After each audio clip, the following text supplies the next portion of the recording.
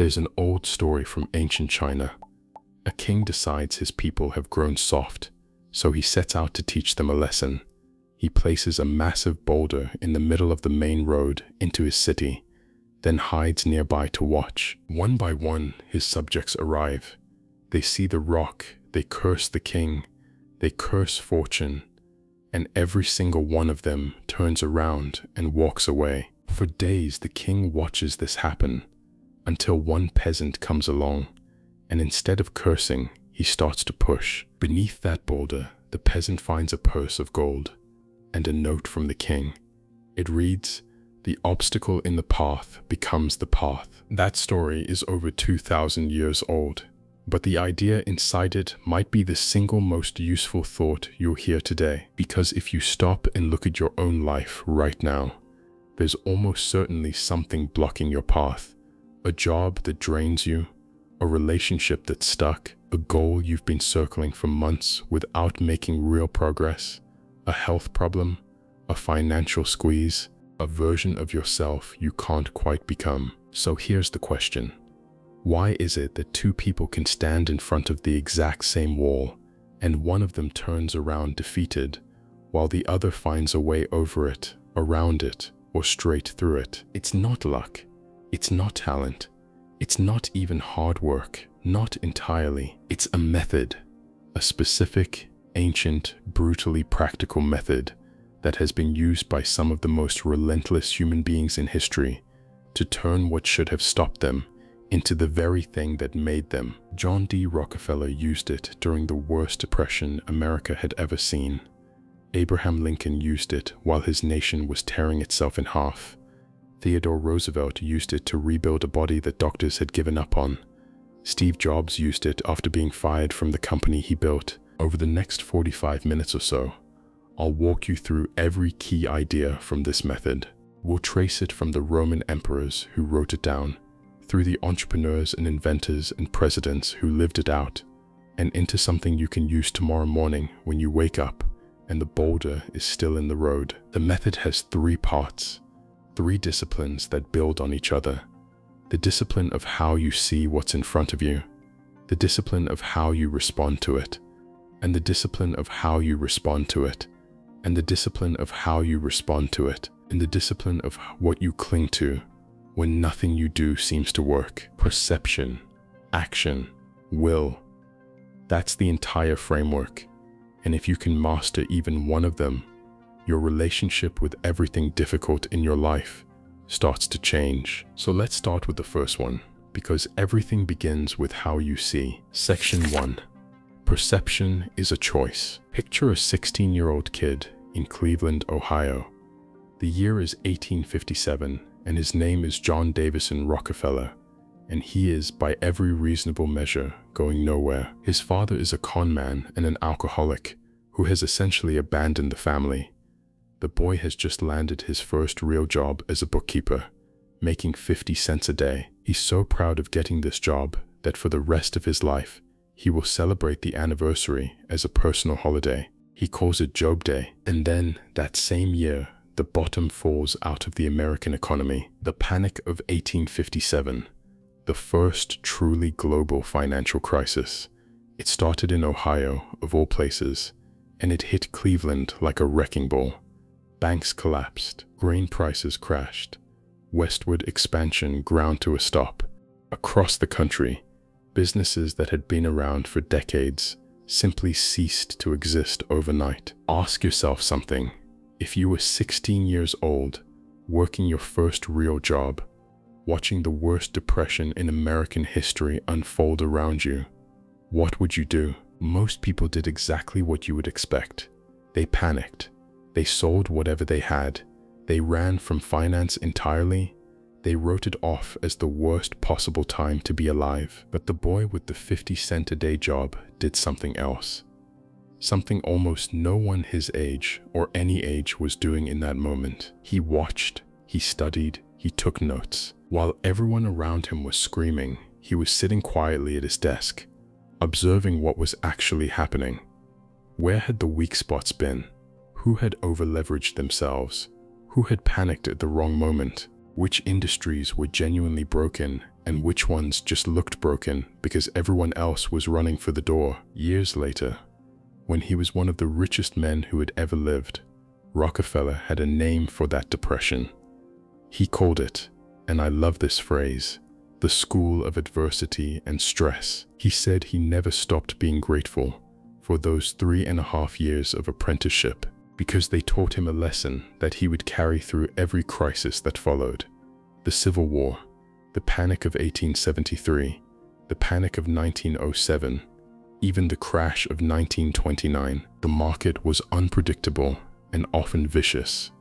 Only the calm and disciplined mind could profit from it. Here's the part that should stop you. Rockefeller wasn't born this way.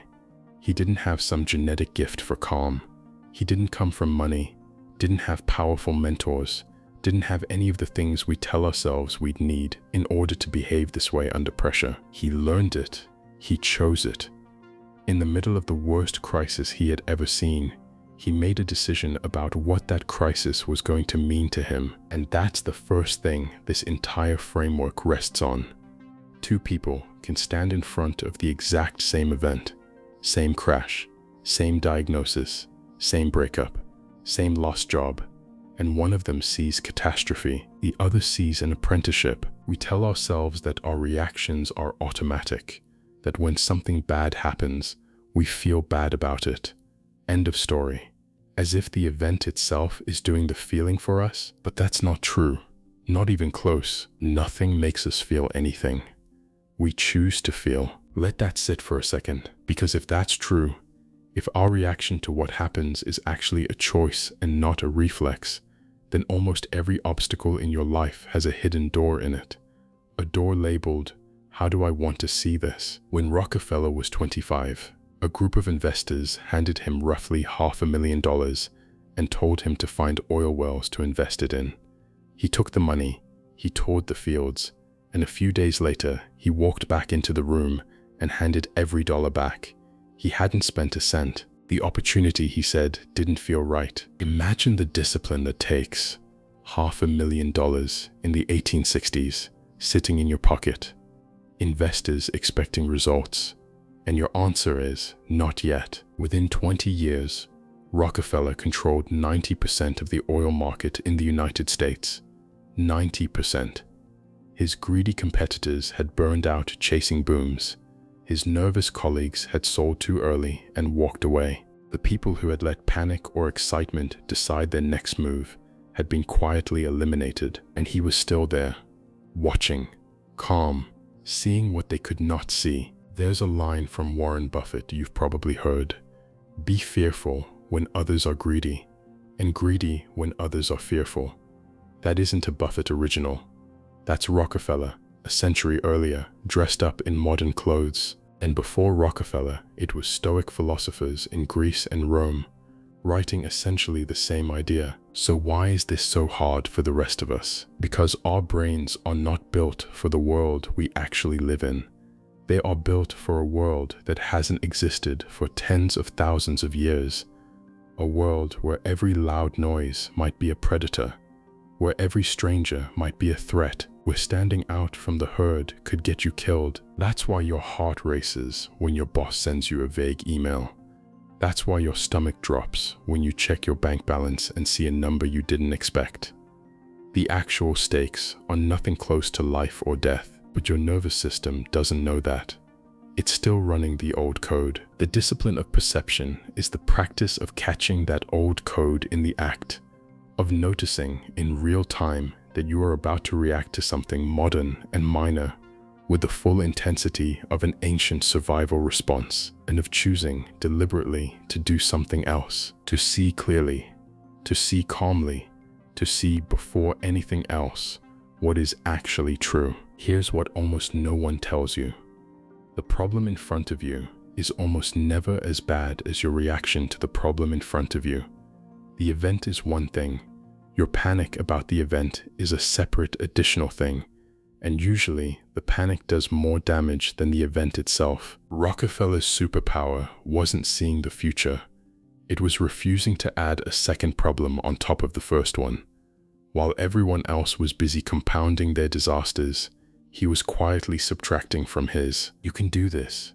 Right now. Pick something difficult in your life. Anything. Now ask yourself, honestly, how much of the pain of that thing is the thing itself? And how much is the story you are telling yourself about the thing? For most of us, it's a lot more of the second one than we want to admit. So if perception is a choice, and it is, then the next question is, what exactly do we choose to focus on? Section 2. Control what you can. In 1985, Steve Jobs was 30 years old and he had just been fired from Apple. Not gracefully eased out, fired. From the company he had founded in his parents' garage, publicly, in front of the entire technology world. He went home and, by his own account, considered whether his life was over. He thought about leaving Silicon Valley entirely. He couldn't sleep. He felt humiliated. Whatever identity he built was suddenly gone. And then, slowly, something shifted. Years later, when he was back at Apple and one of the most successful people on the planet, Jobs would describe those years of exile as the most creative period of his entire life. He said being fired from Apple was the best thing that had ever happened to him. The heaviness of being successful, he said, was replaced by the lightness of being a beginner again. What he did in that period was extraordinary. He founded a company called Next. He bought a struggling animation studio called Pixar from George Lucas for $10 million. He fell in love with the woman who would become his wife. He had the time to do that because he wasn't running Apple. Pixar would go on to make Toy Story and change cinema forever. Next's technology would eventually be bought back by Apple, and it would become the foundation of every Mac you've ever used. The man who had been pushed out came back 10 years later, took over the company that had fired him, and made it the most valuable corporation in the world. Notice what I'm not saying. Jobs didn't choose to get fired. He didn't enjoy it. He didn't pretend it wasn't painful or unfair. He didn't paste on a fake smile and tell himself everything happens for a reason. What he did was something much more useful.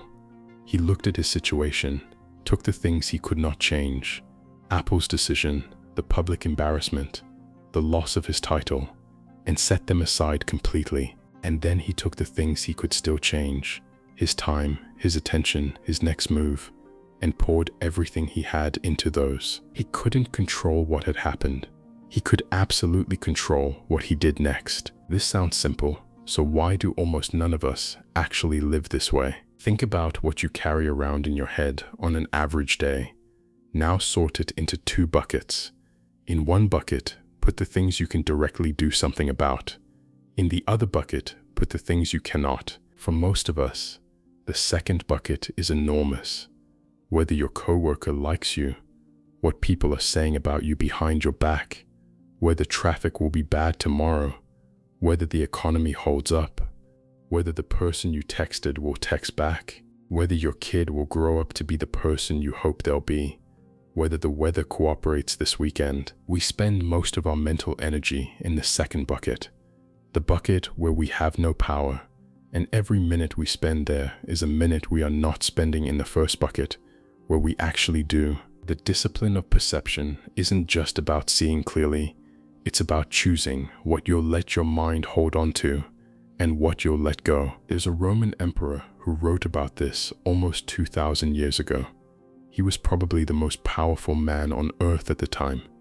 His name was Marcus Aurelius, and one night, during a long military campaign in what is now Germany, in his tent on the front lines of an exhausting war, he sat down and wrote a private note to himself. He wrote it by lamplight. He was not writing for publication. He was not writing for an audience. He was writing for one person, himself, to remind himself how to live the next day. What he wrote on that night, and on hundreds of nights like it, would survive nearly 2 millennia and become one of the most quietly influential pieces of writing in human history. And the central message, over and over again, was this: some things are up to us, most things are not. Our happiness depends entirely on knowing the difference. Think about how radical that is. the most powerful man in the world, surrounded by armies, ruling over millions of people. And his secret was that he had spent years training himself to distinguish between what he could control and what he could not, and to give his energy only to the first. Why is that so hard for us? Because most of us were never taught it. We were taught the opposite. We were taught to worry, to plan for every contingency, to care deeply what people think, to replay yesterday's conversations in our head at 3 in the morning, looking for the thing we should have said. None of that is in your control. The conversation is over. The person who slighted you isn't going to walk back in and apologize. The version of yesterday where you handled it perfectly does not exist. But what you do tomorrow morning when you wake up, that's in your control. How you respond to the next person who tests your patience, that's in your control. Whether you finish the thing you've been avoiding, that's in your control. The Stoics had a phrase for this. They called it the dichotomy of control. And practicing it every day, even imperfectly, will give you back hours of your life that you didn't know you were spending, because most of what we worry about, we cannot touch. And almost everything we can touch, we never get around to. Steve Jobs couldn't unfire himself from Apple. He didn't try.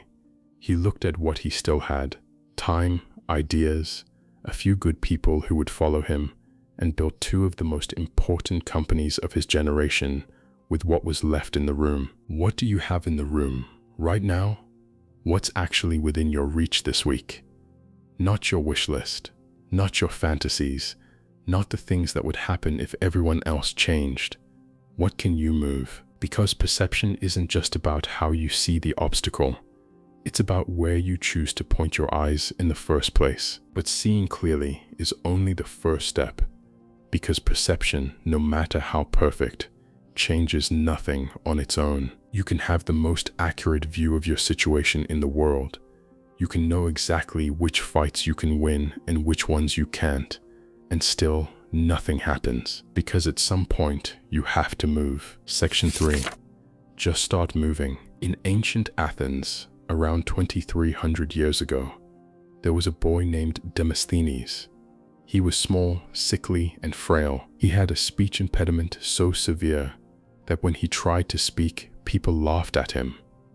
When he was 7 years old, his father died, and the inheritance he was supposed to receive, money meant to pay for tutors, for the best schools, for the kind of education that turned Athenian boys into men, was stolen by the guardians who were supposed to protect him. He was robbed by the people he depended on of the future he was supposed to have. If you wrote that as the opening of a novel, no editor would buy it.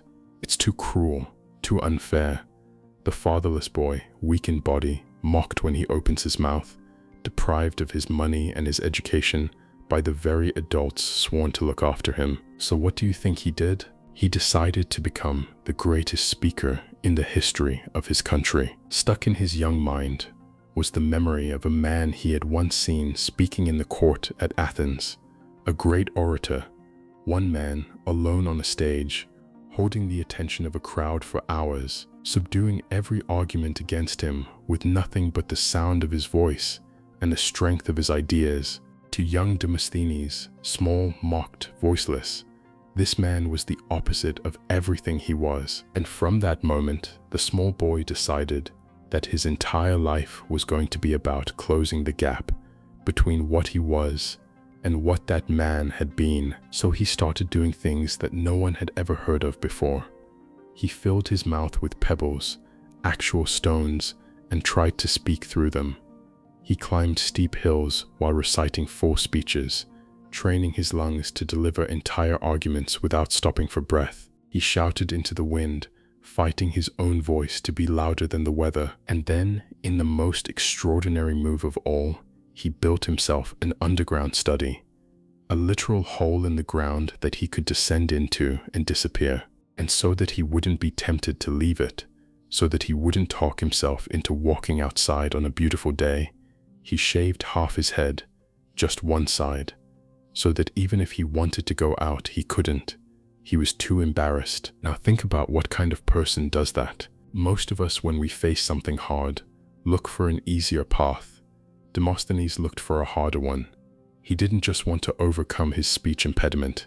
He wanted to overcome it so completely that no opponent in any court, in any city, would ever be able to outtalk him again. And he did it. When he came of age, he sued the men who had stolen his inheritance.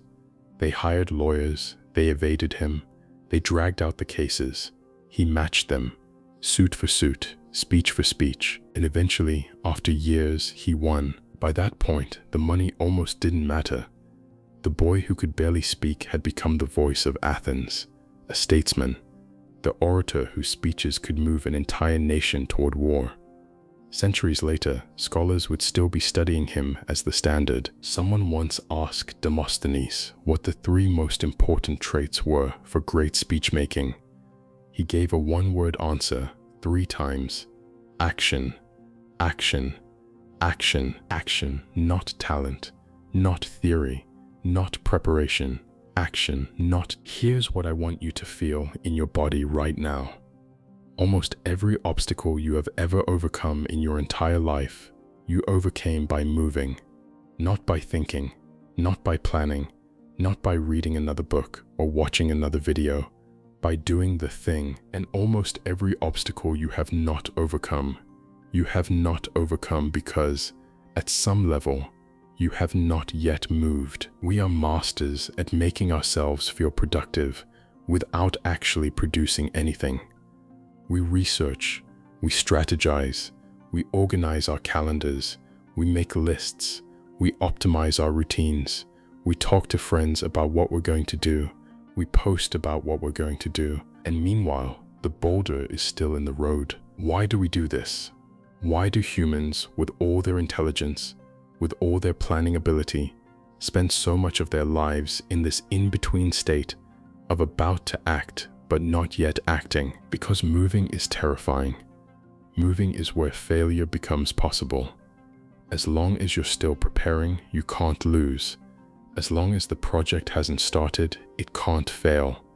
As long as you haven't asked the question, you haven't been rejected. The longer you stay in the safety of getting ready, the longer you protect yourself from finding out. But you also protect yourself from ever doing anything. Demosthenes didn't have the luxury of overthinking. The boulder in his road wasn't metaphorical. It was his own mouth, his own body, the people who had taken his money, and the only way through it was to move. So he put pebbles in his mouth and started talking. What would the pebbles be for you? What is the small, ugly, embarrassing first move that you've been avoiding? Not the perfect move, not the move you'll be ready for in 3 months. The move you could make today, tonight, in the next hour. Here's the secret that runs underneath every story, like Demosthenes. The first step is always the worst looking one. The first attempt at the speech is the one with the lisp and the pebbles falling out of your mouth. The first version of the business is the one that looks nothing like the company it will become. The first conversation about the hard thing is the awkward one where neither of you knows what to say. Start anyway. And then here's the harder part. Keep starting, because the first step is one thing. The 100th step, when nothing has visibly improved, when you've been at this for months and the world doesn't seem to notice, that's where most people quit. Demosthenes didn't put a pebble in his mouth one time. He did it for years, every day, down in his bunker, half his head shaved, talking to himself. And when he emerged, when he finally walked into that court, he was a different creature entirely. We tell ourselves stories where the hero has a breakthrough moment, the realization, the pivot, and then everything changes. But that's not how it actually works. The breakthrough is what other people see. What actually happens is years of repetition that nobody is watching. Action isn't a single decision. Action is a habit you build through repetition until showing up becomes who you are instead of what you do. So whatever it is, the manuscript, the workout, the conversation, the apology, the application, the cold email, start it today. Then tomorrow, start it again. And the day after that, start it again. Because the only way the obstacle ever becomes the path is if you actually start walking and then keep walking. But here's the thing about walking. Walking is slow, and most of us, when we start walking, expect to arrive much sooner than we actually do. Which brings us to the next part of action, the one almost nobody wants to hear. Section 4. The process. In May of 1863, in the middle of the American Civil War, Union General Ulysses S. Grant stood looking at a fortress city on the Mississippi River. The city was called Vicksburg, and it was, in every sense, the South's last great stronghold on the river. It sat on top of high bluffs. It had artillery pointing in every direction. The terrain around it was swampy, mosquito-ridden, and miserable. Every previous Union attempt to take it had failed catastrophically, and Grant had been given the job of taking it. Most generals, looking at Vicksburg, did what most of us do when we look at any obstacle that's bigger than us. They got overwhelmed. They tried to imagine the entire problem at once, all the way to its solution, and the size of the leap from where they were standing to where they needed to be was so enormous that it paralyzed them. Grant didn't do that. Grant did something almost embarrassingly simple. He looked at what was directly in front of him that day. Not the city, not the war, not the fate of the Union, just the next ridge, the next supply line, the next decision, and he made that decision, methodically, without drama, and then he moved to the next one. He marched his army around the city. He cut its supply lines. He moved his troops in maneuvers that took weeks, sometimes months, and looked from the outside like he was barely doing anything. There were newspapers writing that Grant had lost his mind, that he was drunk, that he had no plan. He had a plan. The plan was the next step, and the step after that, and the step after that. 47 days into the siege of Vicksburg, the city surrendered. The Mississippi was now Union territory. The Confederacy was effectively cut in half. The war turned, and it turned because one quiet, undramatic general had refused to be hurried, refused to be intimidated by the size of the problem, and refused to look beyond the task immediately in front of him. Now fast forward about 150 years and meet a different man. A college football coach in Alabama named Nick Saban. Saban has won more national championships than almost anyone in the history of college football. And if you ever asked him what his secret is, he wouldn't tell you about talent. He wouldn't tell you about recruiting. He wouldn't tell you about money or facilities or schemes. He would tell you, in fact, about something he calls the process. The process is almost insultingly simple. Saban tells his players not to think about winning the championship. Don't think about going undefeated. Don't think about the season. Don't even think about the game on Saturday. Think about this rep, this drill, this block, this snap. Do the next thing in front of you perfectly. Do that, he says, over and over and over again, and the wins take care of themselves. It's the same idea as Grant at Vicksburg. Don't let the size of the obstacle paralyze you. Break it into the smallest possible piece and execute that piece, then the next one. So why does this work? Because the human mind is bad at large numbers. It's bad at long timelines. It's bad at abstract goals like be successful, or get healthy, or fix my marriage. Those goals don't tell you what to do at 3 o'clock on a Tuesday afternoon. They're too big. They're too far away. And so we stand in front of them, frozen, the way most generals stood in front of Vicksburg. But your mind is excellent at one thing at a time. It can do the next email, the next workout, the next honest conversation, the next 20-minute writing session. You don't have to climb the mountain. You only have to take the next step up the mountain. Let's get brutally honest for a moment. How many of your obstacles aren't actually obstacles? They're just things you're trying to solve all at once. Instead of in pieces, you're not stuck on writing the novel. You're stuck on writing the next paragraph because you keep trying to write the novel. You're not stuck on saving for retirement. You're stuck on what to do with this paycheck because you keep trying to solve the next 30 years. You're not stuck on rebuilding the relationship. You're stuck on having the next honest conversation because you keep trying to fix everything in one sitting. The obstacle shrinks the moment you stop trying to take it on all at once. Grant took Vicksburg by taking each ridge, each supply line, each decision, 47 days, step by step. And in the doing, the impossible became the obvious. There's something almost spiritual about this, about surrendering the need to see the whole staircase, about trusting that if you do the next thing in front of you, well and honestly, the staircase will reveal itself. We are so trained to be impatient, to want the result before we've put in the process, to check our progress every hour, as if the seedling we planted yesterday should be a tree by morning. The process refuses to play that game. The process says, you do not control the timeline. You only control the next step, and the next step, and the next step, and the next. That's the second great lesson of action. Once you've started, you do not try to leap. You do not try to skip. You do not try to bargain your way past the unglamorous middle. You put your head down, do the work that today asks of you, and let the days accumulate, because they do accumulate, quietly, almost invisibly, until one morning you look up and realize you've moved farther than you thought possible.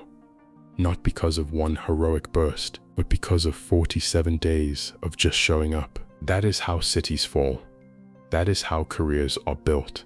That is how lives change. But what happens when the process doesn't work? When you've done everything right, when you saw clearly, when you started moving, when you put your head down and did the next step and the next, and the whole thing burns down anyway? That's where the third great lesson of action lives.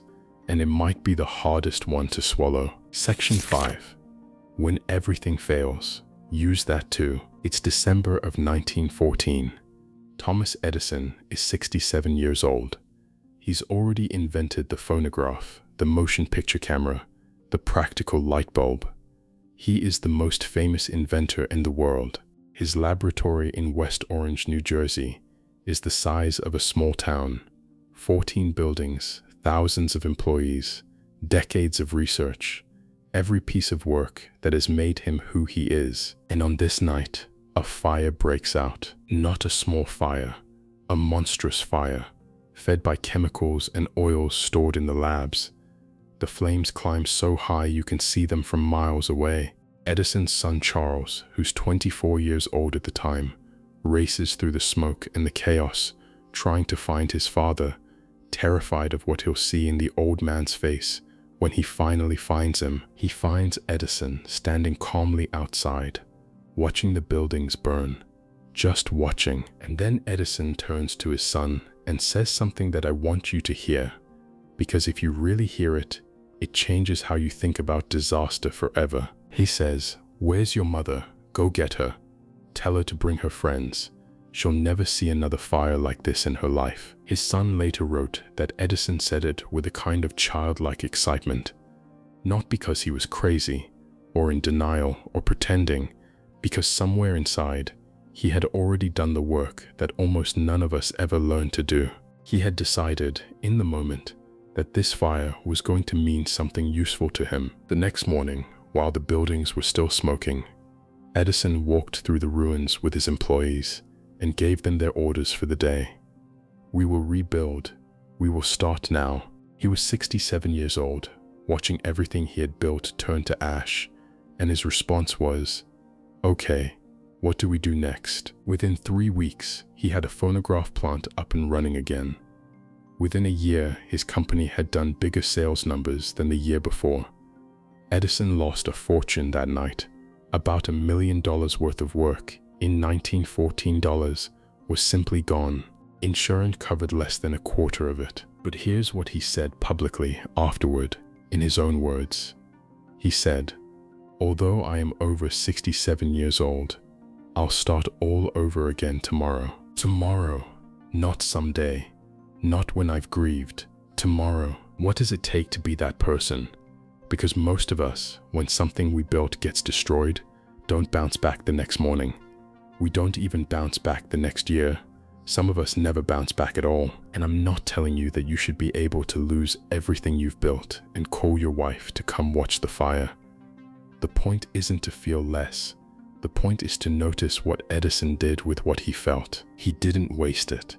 He didn't pour his energy into the question of why this had happened, or who was at fault, or how unfair it was. He took the energy that disaster naturally produces in a human being, and he aimed it forward, immediately, at the only thing that was still in front of him, the rebuild. The fire was an obstacle. He turned the fire itself into fuel for the next thing. Let me tell you another story that lives in the same family. In 1928, a young aviator named Amelia Earhart got a phone call from a publisher in New York. He asked her if she would like to be the first woman to fly across the Atlantic Ocean, but there was a catch, a bad one. She would not be the pilot. She would not even touch the controls. She would be essentially baggage, sitting in the back while two men did the actual flying. She wouldn't be paid, and if the men became incapacitated, she would not be allowed to take the stick because they had decided in advance that she wasn't qualified. It's hard to imagine a more insulting offer to a serious pilot. She had flown solo. She had her own license. She was good. And here was a job that essentially treated her like a publicity stunt. So what did she do? She said yes, immediately. She got on the plane. She sat in the back. She let two men fly her across the Atlantic, while she did basically nothing. And then she landed. And here's where the story becomes interesting. Because the moment she landed, she was famous. Suddenly she could write books, get sponsorships, earn money, fund her own flights. Within 4 years, she had flown across the Atlantic again, but this time alone, just her, as the pilot, the first woman ever to do it. If she had refused that humiliating first offer because it was beneath her, she would have been right. It was beneath her, but she would also have stayed exactly where she was. She took the bad version of the opportunity because she could see the better version that the bad version made possible. The obstacle wasn't blocking her. The obstacle was the door. Think about how often this pattern shows up. The lousy job that puts you in the room with the people who change your life. The rejection that points you toward what you should have been doing all along. The breakup that gives you the years back that you needed. The illness that forces you finally to slow down. The lab fire that makes room for the next invention. You don't have to be grateful for these things in the moment. Edison wasn't grateful for the fire. Earhart wasn't grateful for being treated as cargo. They were both, in their own ways, furious. But they didn't waste the fury. They aimed it at the next move. Because here's the final piece of the action discipline. Sometimes the world will refuse to give you the obstacle you want. Sometimes it will give you a worse one. Sometimes it will give you the worse one. And the only useful question at that point is not why is this happening to me? The only useful question is, what can I do with this? That question, what can I do with this, has built fortunes, won wars, started movements, and saved lives. It's the question Edison was already living inside when he stood in front of the fire. It's the question Earhart was holding when she boarded a plane she wasn't allowed to fly. And it's the question waiting for you right now in whatever piece of your life isn't going the way you wanted it to. But sometimes, and we have to be honest about this, sometimes there is no door. Sometimes the obstacle is just an obstacle and you cannot turn it into anything. The diagnosis is what it is. The person isn't coming back. The opportunity is genuinely gone. What then? That brings us to the third and final discipline. The one the ancients said was the deepest. The one that has held people together when everything else failed. Section 6. The inner citadel. Most people, when they think of Abraham Lincoln, think of the marble statue, the tall figure in the chair at the memorial, the face on the penny, the voice on the page of the Gettysburg Address, a monument of a man. Almost no one thinks of the Lincoln who, on 2 separate occasions, came close to taking his own life. But that Lincoln was real. Long before he was president, long before the war, Lincoln battled what people at the time called melancholy. We would call it depression. It was severe. It was crushing. There were stretches of his life when his friends took anything sharp out of his rooms because they were afraid of what he might do to himself. He grew up in rural poverty. He lost his mother as a child. The first woman he loved died of typhoid when he was 26, and the grief was so profound that some who knew him thought he would never recover. He educated himself by candlelight because his family couldn't afford schools. He lost elections, he lost cases, he lost friends, he lost a son, and then he became president of a country that was about to tear itself apart. Ask yourself something. If you knew nothing about the rest of Lincoln's story, and someone described his first 40 years to you, what would you predict happens to that person? Most of us, hearing that resume, would predict a tragedy, a man defeated by his circumstances, a casualty of bad luck and bad chemistry, a footnote at best. Instead, that man held the United States together. He freed millions of people from bondage. He delivered some of the most extraordinary speeches in the English language, and he did it while still, privately, every day, fighting the same darkness that had nearly killed him as a young man. How? How does someone do that? Lincoln himself had an answer. He came to believe, late in his life, that the Depression had not been an obstacle to his greatness. He believed it had been the training for it. The suffering hadn't held him back. The suffering had built him into the only kind of man who could do what needed to be done. This is the heart of the third discipline, the discipline that the ancients called the will. The first two disciplines were about your relationship to the obstacle in front of you, how you see it, how you respond to it. But sometimes the obstacle wins anyway. Sometimes you do everything right and the diagnosis is still terminal. The marriage still ends. The business still fails. The body still breaks down. The person you love still dies. And the question becomes, not what do I do about this, because there is nothing more to do, but who do I become inside of this? The Stoics had a beautiful image for the part of yourself that this discipline is meant to build.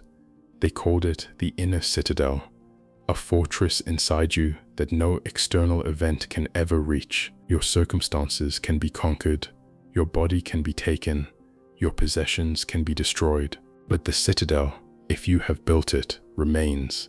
And as long as the citadel remains, you remain. Lincoln had built one. Through years and years of suffering that almost no one knew about, he had learned, somewhere in those dark stretches, to keep something inside himself that no defeat could break. That's what people felt when they were in a room with him. Not just intelligence, though he was brilliant. Not just kindness, though he was famously kind. Something deeper, a stability that came from a man who had already been through every version of hell that life could send him and was still standing, somehow, still able to make a joke, still able to write a letter of condolence to a grieving mother, still able to take the weight of a nation onto his shoulders without complaining. We are in the home stretch now, and this last part changes everything, because almost everyone is willing to work hard. Almost everyone is willing to see clearly, at least when things are going well. Almost everyone will take action when action is rewarded, but almost no one trains for the moment when action stops working, when the world refuses to cooperate, when the thing you wanted is taken from you and isn't coming back. That's where most of us collapse. That's where most lives quietly get smaller. Lincoln didn't collapse, and neither did the others, because somewhere along the way, in the dark years when nobody was watching, they had been building something, not a strategy, not a skill, a piece of themselves that could not be reached. And that's the inner citadel. And it is the difference between people who get crushed by life and people who become greater because of it. So how do you build one? The answer, I think, is going to disappoint you a little, because there's no 5-step process. There's no morning routine. There's no special supplement or breathing technique that does it. You build it the same way Lincoln built his, by going through hard things and choosing in the going through to come out the other side as someone slightly stronger, slightly more accepting, slightly more capable of bearing the next hard thing. You build it by paying attention to what your suffering is trying to teach you. Instead of just trying to make the suffering stop, you build it by realizing, eventually, that the worst things that have happened to you so far in your life are also, somehow, the things that have made you the person who is capable of hearing this right now and understanding what I'm saying. Your scars are the citadel, quietly, whether you knew it or not. But the inner citadel isn't just something you build through suffering. It's something you build through a very specific orientation towards suffering. An orientation that the Stoics had a name for. It's a Latin phrase, Amor Fati, love of fate. Love of fate. Section 7. Love what happens. In the late 1860s, in a wealthy home in New York City, a small boy lay in bed, wheezing, gasping for breath. His name was Theodore Roosevelt, and he was so sickly that his family genuinely worried he wouldn't live to adulthood. He had severe asthma. He was thin, frail, and undersized. He was nearsighted. His parents kept doctors on call. There were nights when his father carried him through the streets of Manhattan in his arms because the cold air was the only thing that would open his lungs. One day when Theodore was around 12 years old, his father sat him down and said something that would change his life. He said, "You have the mind, Theodore, but not the body. And without the help of the body, the mind cannot go as far as it should. You must make the body. You must make the body." So the boy went to work. He built a small gym on the porch of the family home. He started lifting weights. He started boxing. He went on long, brutal hikes. He learned to ride horses and shoot rifles.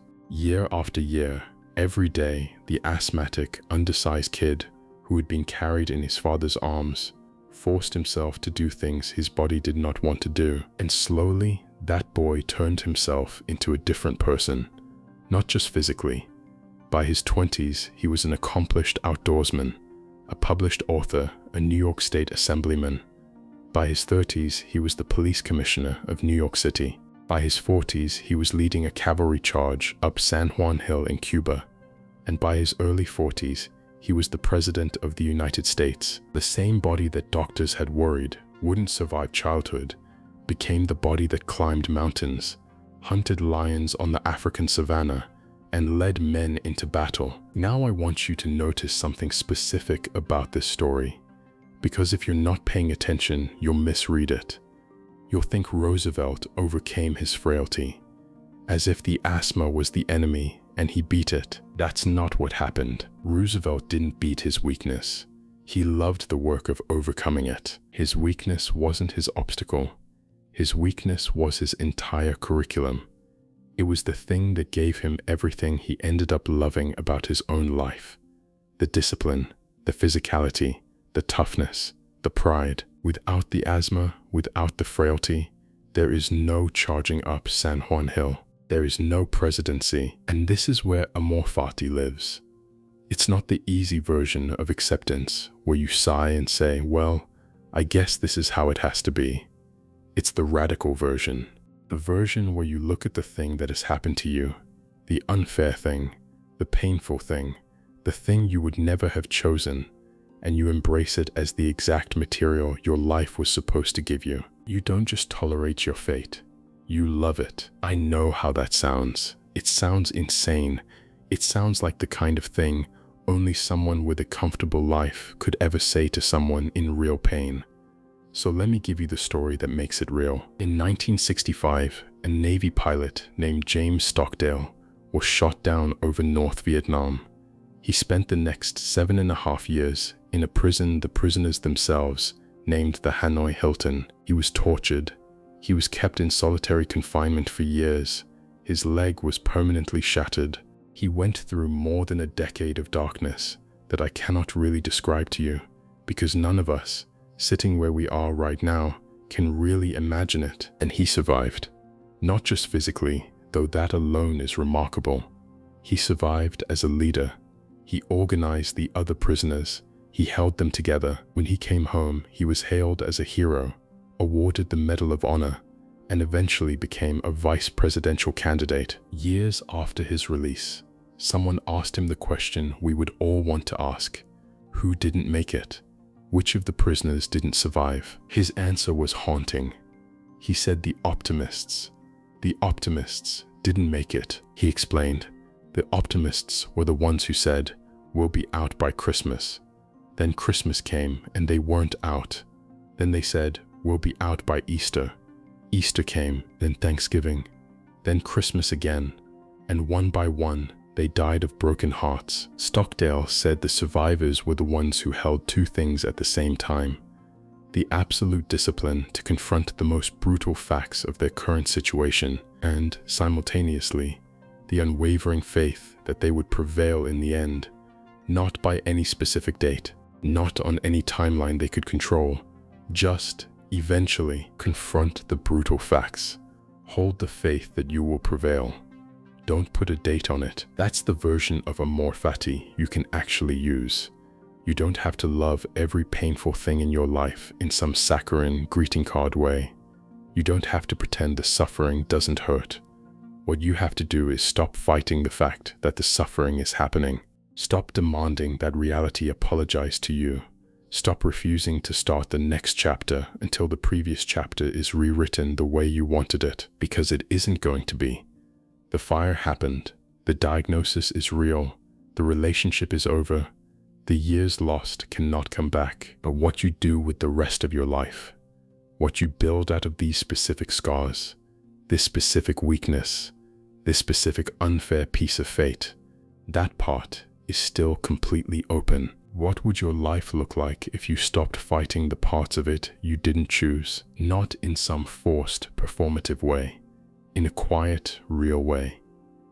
What if you woke up tomorrow morning and decided that the hardest thing you've been through wasn't something that ruined your life, but something your life had needed in order to become what it's becoming? Roosevelt loved his weakness because it gave him his strength. Stockdale loved his imprisonment, in the end, because it gave him a depth most people will never know. Lincoln loved his suffering because it gave him the gravity to lead a country through its worst hour. What does your fate have to give you if you let it? Section 8. Remember you will die. In the year 1569, a French nobleman named Michel de Montaigne was riding through the countryside near his estate when something unexpected happened. He was struck hard by another rider going at full speed. The collision threw him from his horse and hurled him onto the ground. He was 36 years old. He was not wearing armor. His servants found him lying in the dirt, bloody, his clothes torn, barely breathing. They thought he was dying. They believed he was dying. They picked him up, carried him home, and began to prepare for his death. But Montaigne didn't die. He drifted in and out of consciousness for hours, somewhere between this world and whatever might come next. And in that strange in-between place, something extraordinary happened. He felt no fear, none. He felt calm. He felt curious. He felt, by his own account, almost peaceful. Slipping toward death, he discovered, wasn't the terror he had spent his life dreading. It was something else entirely, something almost sweet. When he recovered, when his body finally pulled him back into the world of the living, Montaigne was a changed man, and what he did with the rest of his life was, in its own quiet way, one of the most extraordinary intellectual projects in European history. He retired from public life. He locked himself in a tower on his estate, and he began to write essays. He basically invented the modern personal essay as a form. He wrote about everything. About politicians, about his kidney stones, about friendship, about education, about lying. But underneath all of it, like a current pulling at every other subject, was one obsession: death. He thought about it. He talked about it. He studied how other cultures dealt with it. He referenced a Roman tradition where someone, at the height of a triumphant moment, would walk behind the great general whispering, "Remember you are mortal. Memento Mori." He wrote about an Egyptian custom of bringing a skeleton to feasts as a centerpiece, so that the diners would not forget what was coming. Here's the part that might surprise you. Montaigne wasn't morbid. He wasn't depressed. He wasn't writing from a place of despair. He was writing from a place of relief. Because once you really truly accept that you're going to die, that this body is on loan, that this consciousness is borrowed time, that whatever you think you have can be taken from you in an instant, most of the things you spend your days worrying about lose their grip on you. You stop caring quite so much what strangers think of you. You stop putting things off until next year. You stop pretending that the small slights you nurse in your head actually matter. You stop spending your one wild, brief, irreplaceable life on grievances and grudges and other people's opinions of you, because none of it survives.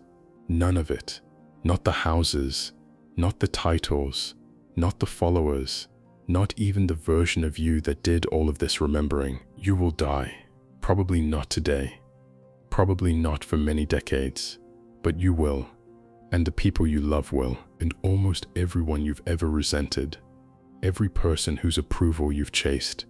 Every figure whose criticism has kept you up at night will eventually pass into the same forgetting. The Romans called it pulvis et umbra, dust and shadow. Why do we ever forget this? Because forgetting feels safer. Remembering is uncomfortable. Most of us go through our days as if we were going to live forever, and so we waste the days. We waste them on things we don't really care about, with people we don't really love, chasing achievements we won't even remember at the end. Montaigne, after his accident, refused to waste any more of his. He didn't become reckless. He didn't run off to live some dramatic, indulgent life. He became instead more present, more curious, more patient with his own existence. He had stared into the dark, and the dark had told him something useful, that everything he was afraid of losing was already ultimately going to be lost. So he might as well use it well while it was here. That's the final discipline, the deepest one, the one that makes the other two possible. Because if you really sit with your mortality, not theoretically, but actually, perception becomes easier. Action becomes easier. The petty obstacles stop feeling so heavy. The fights you used to pour your life into reveal themselves as small. The actual important things, the people, the work, the moments of real connection, rise up where they belong. Remember you are mortal, and then live like someone who remembers. So what do we do with all of this? With 3 disciplines and 1,000 stories and a method that's 2,000 years old? The answer, I think, is simpler than it sounds. 3 disciplines: perception, action, will. 3 simple practices that 2,000 years of human history keep coming back to. And the reason they keep coming back isn't because they're new or clever or hard to understand. It's because most of us know them already somewhere, and most of us somehow still don't live them. So let me give you the version that actually fits in your pocket. Perception is this: when something bad happens, your first job is not to react. Your first job is to see clearly. Before you decide whether something is a catastrophe or an apprenticeship, take a breath and ask, what's actually true here? What is in my control? And what am I about to make worse by panicking? That's Rockefeller in 1857. That's Jobs leaving Apple's parking lot.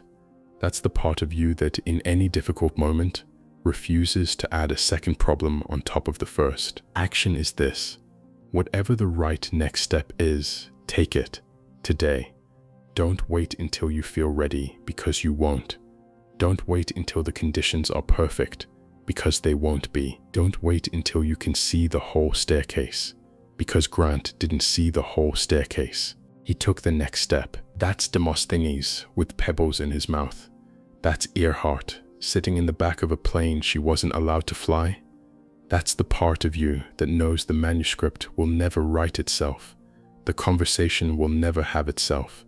The workout will never do itself, and decides to start anyway. And will is this: when you've done everything right and the world refuses to cooperate, you do not collapse. You do not waste your fire on the question of why this is happening to you. You build something inside yourself, quietly, daily, through every hard thing that no external event can ever break. That's Lincoln, still standing after losing the love of his life, after losing elections, after losing a son, still able to write a letter of condolence to a stranger, still able to take the weight of a country. That's Stockdale, in the dark of solitary confinement, refusing to die of a broken heart.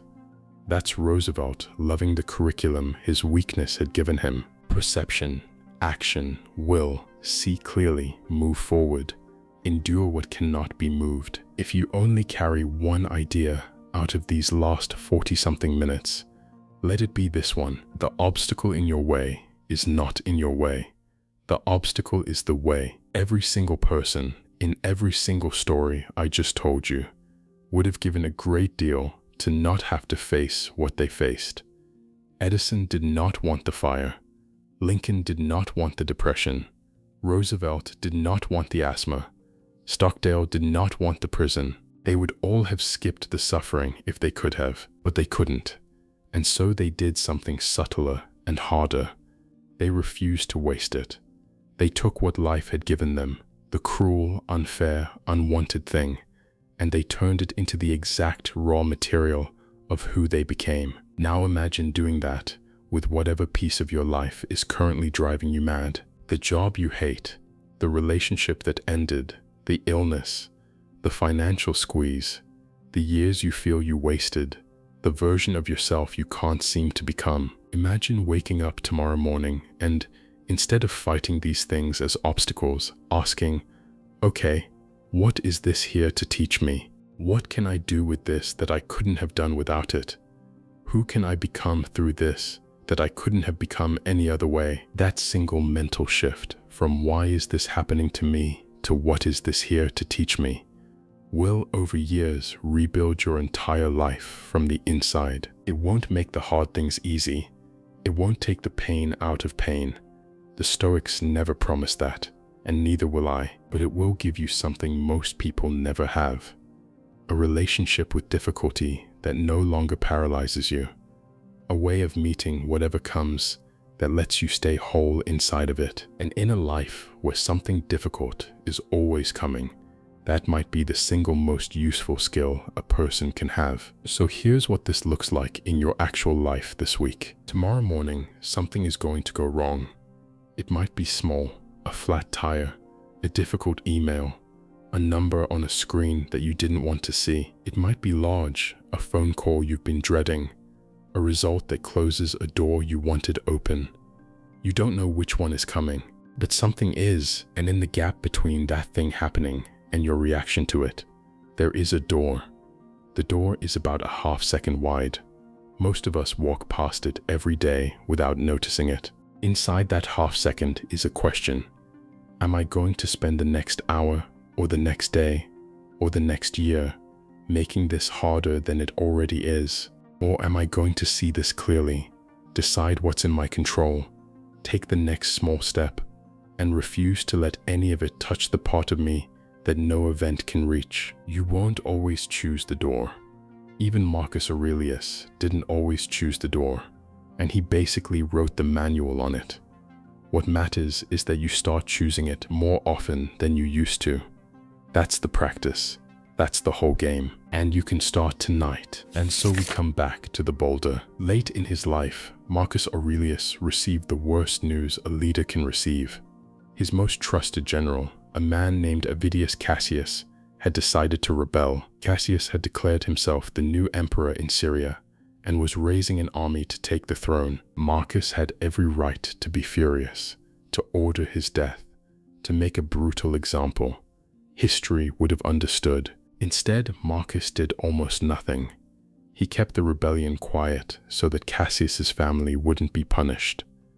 When the rebellion collapsed and Cassius was killed by his own men, Marcus said publicly that he wished he could have forgiven him in person. He took in Cassius's family. He educated his children. He treated the betrayal as one more chance to be the person he was trying to become. The obstacle became the way. Even the worst possible betrayal, in the hands of someone who had built the inner citadel, became the material for one more act of quiet greatness. So here's the question I want to leave you with. What is the boulder currently sitting in your road? Don't answer out loud. Picture it. Now ask the question that 2,000 years of history has been pointing you toward. Not how do I get rid of this, but what is on the other side of it that I could not reach any other way? Because the obstacle in the path becomes the path. It always has. It always will. If you want to sit with these ideas longer, the book this episode is based on is genuinely worth reading. I'd recommend the audiobook in particular. It's the kind of writing that benefits from a long walk. Links in the description. If you've made it this far, you're the kind of person this channel was built for. Subscribe so the next deep dive finds you. Leave a comment with the boulder you're sitting with right now. I read them. And until next time, take care of yourself. And remember that what stands in the way is the way.